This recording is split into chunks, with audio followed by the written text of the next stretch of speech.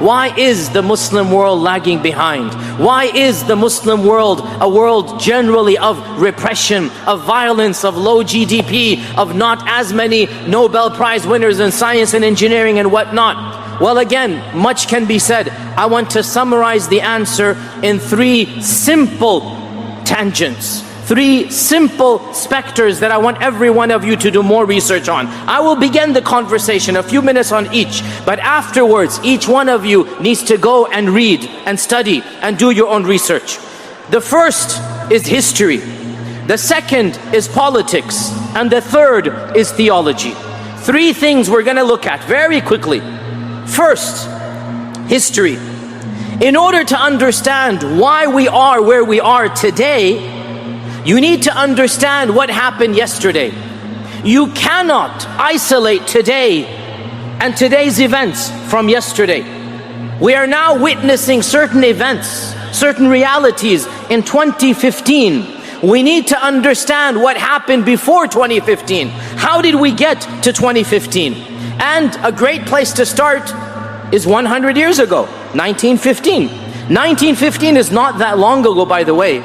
My own grandfather, and I'm not making this up, my own grandfather was a teenager in 1915. That's not that long ago, 100 years ago. 1915, if we go back, the world was a very, very different place. It was in 1915, we still had a caliphate. It wasn't the greatest, it wasn't the best, but it represented a continuous legacy of an Islamic heritage and civilization that went back for 1350 years. We still had one. But it was in this year, 1915, that the British and the Allied forces launched their first major attack against the Ottoman Empire, against the Caliphate, aiming straight for Istanbul, the seat of the Caliphate. This attack would eventually lead to the collapse of the political structure that began with the Prophet ﷺ and stretched unbroken all the way up to Abdul Hamid II. Already, the British had begun their tactic of divide and conquer. They had seeped in concepts of nationalism which were unknown to the Ummah before this point in time. They had told the Arabs, how could you live under the Turks? These are not your brethren, even if they're from your same faith. And they had promised the Arabs that if you fight against the Turks, you will be given an independent Arab caliphate, stretching from Iraq all the way to North Africa, including Jerusalem and Palestine. They will be yours. This is what they promised the Arabs. And so, lured by these promises, one group of Muslims openly revolted and fought against the caliphate. They joined the British under the false promises that they would eventually be given charge, and they fought against the caliphate. But even as the British had promised the Arabs freedom and independence, even as they had promised them that you will be given the caliphate, they had already agreed with France and Russia on how to carve up the Muslim world, on how to carve up the Middle East, on who would get what land and who would control what dominion. The modern nation states of Jordan, of Syria, of Lebanon, of Iraq, of Arabia, basically the entire map of the Middle East was quite literally drawn out between a Frenchman and a Britishman, known as the Sykes-Picot Agreement.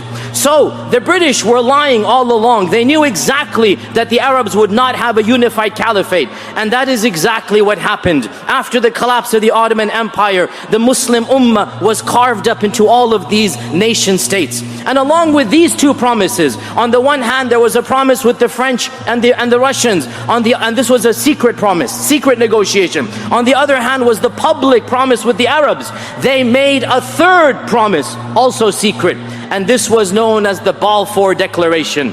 In the Balfour Declaration, they made another secret negotiations with the World Zionist Federation, and they promised them the creation of an independent Jewish homeland in the heartland of Palestine if they supported the British financially in World War I. So 3 promises every Muslim should be aware of.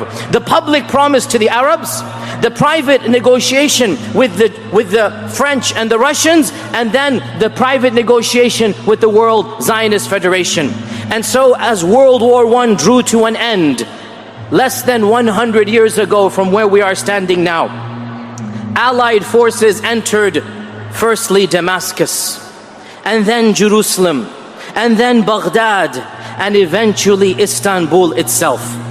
They entered many more cities, but I mentioned these four because these four are the most painful, because each and every one of them represents the bastion of a previous caliphate, and Jerusalem represents the holiest land to all three faiths. The caliphate of the Umayyads was Damascus, and British soldiers marched into Damascus. Jerusalem, we all know what it is. Baghdad was the caliphate of the Abbasids, and of course Istanbul was the caliphate, was the seat of the capital of the Ottomans. Each and every one of these cities, symbolically, the entire caliphate and its entire history is quite literally captured in the span of 2 or 3 years. And of course, we're only going back 100 years. If I were to go back 200 years, we could talk about the British in India and the destruction of the Mughal Empire and the British Raj. I could talk about the French in Algeria since 1830. I could talk about the Italians in Libya, but let's not go that far. But still, somebody amongst you does need to do the research.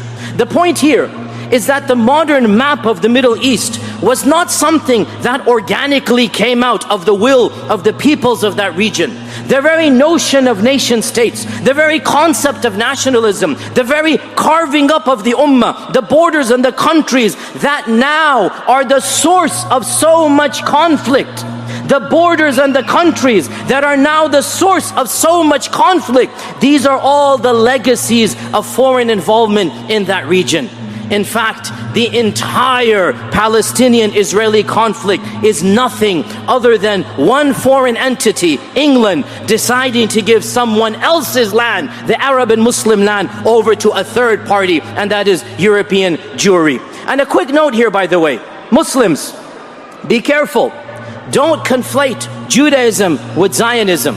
I made that mistake more than a decade and a half ago, and I still regret it. It was a mistake. Our problem is not with Judaism as a religion. Our problem is with Zionism as a racist political philosophy. Jews and Muslims got along fine for most of their existence. Jews and Muslims got along fine before the creation of Israel.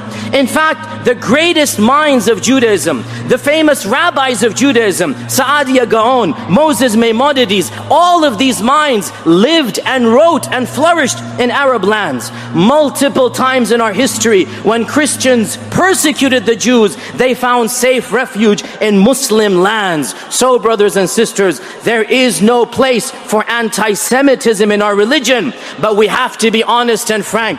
Criticism of Israel and a discussion of the history of the creation of Israel has nothing to do with anti-Semitism. My point here today is that as you look at the conflicts of the region, you cannot ignore the series of dominoes that have occurred yesterday. So the first tangent, study history, and especially study two aspects of history. Number one, colonialism and colonialist studies. Go read books on that. Find out what happened. And number two, World War I and its impact on the Middle East. And if you understand these two, you will begin to understand why some of the conflicts, some of the problems exist in our Muslim lands. The second tangent is politics. The world is full of a very few big players who set the rules, and many, many smaller players who try to navigate through and survive those rules. Politics is a dirty game, and sadly, it is not the rich and elite who suffer. It is the masses who suffer as a result of those dirty games. Politics is not a level playing field, and in most cases, it is Muslim lands. It is Muslim lands that suffer the most, especially in lands that are now experiencing violence and Islamic radicalism. And again, this is not to justify, this is not to exonerate radicalism. We all admit that ISIS are not representative of our faith. We disagree with their interpretation of Islam. We have nothing to do with them. And we're not blaming others for their crimes. It is their fault. But we're contextualizing. We're trying to understand, where does this violence come from? It doesn't come from the Quran. It doesn't stem from our tradition. There are other factors we need to take into account as well. well. And there was a New York Times article just a few months ago about the Arab Spring and how our own country got involved in the Arab Spring behind the scenes and used its influence to dictate how certain people were removed from office and others engineered in through a coup. It's not a coincidence that the situation in the Middle East is as it is. It's not representing the will of the people. It's not a coincidence, as I said yesterday, that ISIS is coming from Iraq and Syria. It's not a coincidence that radicalism typically comes from places that have repressive regimes. So no doubt, we're not exonerating those people, but we need to contextualize. And before you blame Muslims, and only Muslims, take a step back and study history and study politics. And politics and history will tell you a lot more about our current situation than Islam and the religion of Islam. But this does lead me to my final point: theology. How do we understand from a theological perspective why those who believe in Allah and the Ummah of the Prophet ﷺ seem to be suffering so much? Why are our lands so backward and repressed? Maybe there are historical reasons, maybe there are political reasons, but then still, if we are believers in Allah and His Messenger, if we're believers in the book, how do we understand theologically a loving and merciful God testing His people in this manner? And this is of course a very deep philosophical concept, and it deals with the issue of the existence of evil and how does one understand the existence of evil. And again, that's beyond the scope of just simply a 5-minute talk. But to summarize in a nutshell, we believe as Muslims that the good that comes out of evil and of suffering outweighs the bad, and that any evil and suffering that happens to a righteous person shall be rewarded much more than the evil and pain itself. In other words, the righteous person who suffers any problem, any pain, any grief will get so much reward in the next life that that pain will become completely absolved and numb. In fact, our Prophet ﷺ said that when the one who is patient sees the rewards of his patience on the Day of Judgment, he shall wish that he had been afflicted with even more calamities in this world. So we believe that evil is returned with good, and we believe that more good comes out of evil. And again, simple philosophical questions: how can we be generous to the poor? How can we sponsor orphans? How can we feed the hungry? Unless there are poor, and unless there are hungry, and unless there are orphans. So one of the purposes of existence of suffering, one of the purposes of evil, is to cause the good in us to come out to combat that evil. The existence of evil causes all of us to try to be good to combat that evil. And the ultimate sign of truth, my dear brothers and sisters, and with this I conclude, is not how many PhDs we have. It's not how many Nobel Prize winners exist in Muslim lands. It's not how large the nation's GDP is.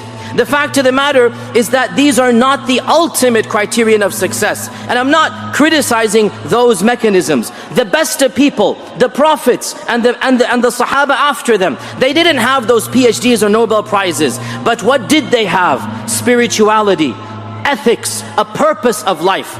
And alhamdulillah, that is what we have to give to this ummah. We know our purpose of existence. We know why we are here. We are the ones who have the most morality. We are the ones who are the most generous. We are the ones who respect our elders. We are